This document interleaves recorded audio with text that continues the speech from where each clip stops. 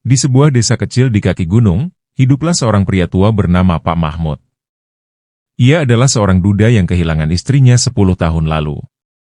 Hidupnya sederhana, hanya ditemani suara burung dan semilir angin dari pepohonan di sekitarnya. Pak Mahmud dikenal bijaksana, namun setelah kepergian istrinya, ia menjadi lebih pendiam. Anaknya, Reza, adalah harapan satu-satunya. Reza bekerja di kota dan jarang pulang ke desa karena kesibukan pekerjaannya. Namun suatu hari, kabar bahagia datang, Reza akan menikah. Pak Mahmud menyambut kabar itu dengan senyuman, meski dalam hati ada sedikit kekhawatiran tentang bagaimana menyesuaikan diri dengan menantu barunya. Ketika hari pernikahan tiba, Pak Mahmud akhirnya bertemu dengan menantu perempuannya, Aisyah. Ia adalah gadis muda yang sopan, ramah, dan penuh senyum.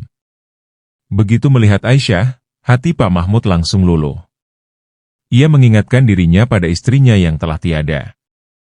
Aisyah memiliki cara bicara yang lembut dan perhatian yang tulus, yang seolah membawa kehangatan kembali ke rumah tua itu. Setelah menikah, Reza membawa Aisyah ke kota. Namun, tidak lama kemudian, sebuah peristiwa mengubah segalanya. Reza mendapat tugas kerja ke luar negeri selama 2 tahun. Karena khawatir meninggalkan Aisyah sendirian, ia memutuskan untuk meminta Aisyah tinggal di desa bersama Pak Mahmud. Awalnya, Aisyah merasa canggung, tetapi ia tidak keberatan karena memahami situasi. Ketika Aisyah tiba di desa, Pak Mahmud menyambutnya dengan hangat. Meski begitu, ia merasa gugup. Ia belum pernah tinggal serumah dengan mertua, apalagi tanpa suaminya. Pak Mahmud, di sisi lain, merasa khawatir apakah ia mampu menjaga menantunya dengan baik. Hari-hari pertama diisi dengan saling menyesuaikan diri. Aisyah mulai belajar memasak makanan kesukaan Pak Mahmud, seperti sayur asem dan ikan bakar. Pak Mahmud terkejut melihat betapa cepatnya Aisyah belajar, dan ia pun memuji masakan Aisyah, yang membuat gadis itu tersenyum malu. "Bapak suka, kan? Kalau kurang enak, bilang saja, Pak," kata Aisyah sambil menunduk. "Enak sekali.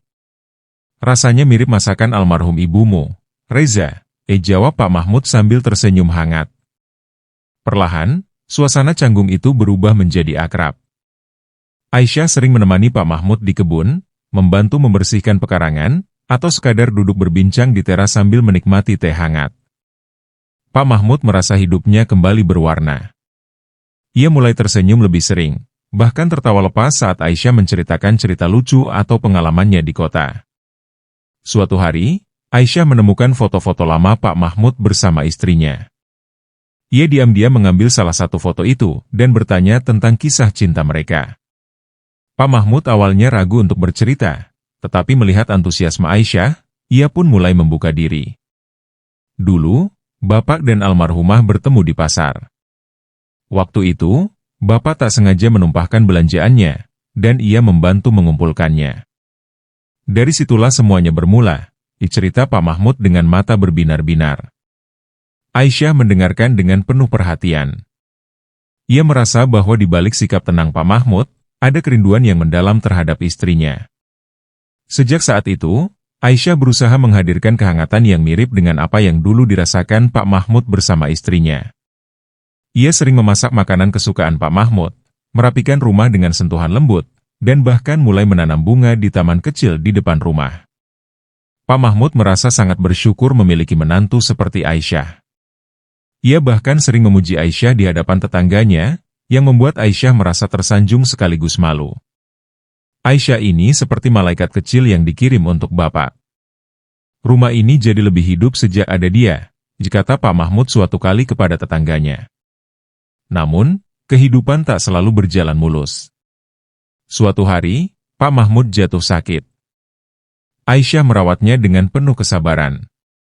Ia bangun tengah malam untuk memastikan Pak Mahmud minum obat, memasak bubur hangat, dan menghiburnya dengan cerita-cerita lucu. Pak Mahmud terharu melihat perhatian Aisyah yang tulus. "Maaf kalau Bapak merepotkan," ucap Pak Mahmud dengan suara lirih. "Jangan bilang begitu, Pak. Bapak sudah seperti ayah saya sendiri." "Saya ikhlas," jawab Aisyah sambil tersenyum lembut. Kata-kata Aisyah membuat Pak Mahmud menangis. Ia merasa diberi anugerah besar dalam hidupnya. Setelah beberapa minggu, Pak Mahmud mulai pulih. Ia merasa semakin dekat dengan Aisyah, yang kini ia anggap seperti anaknya sendiri. Ketika Reza akhirnya kembali dari luar negeri, ia terkejut melihat perubahan besar pada ayahnya. Pak Mahmud terlihat lebih sehat, ceria, dan bersemangat. Ia juga merasa bangga melihat hubungan yang begitu erat antara Aisyah dan ayahnya. "Kamu hebat, sayang. Terima kasih sudah menjaga ayah," kata Reza sambil memeluk Aisyah. "Ini juga rumahku, Mas. Sudah seharusnya kita saling menjaga," jawab Aisyah. Kehidupan keluarga itu pun berjalan harmonis. Pak Mahmud kini sering tersenyum sambil memandangi Aisyah dan Reza.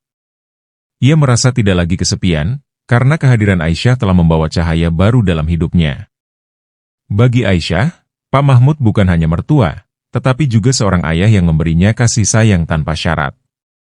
Ia merasa beruntung bisa menjadi bagian dari keluarga itu. Hubungan mereka menjadi bukti bahwa cinta dan kehangatan keluarga dapat mengatasi segala perbedaan, bahkan membawa kebahagiaan yang tak terduga.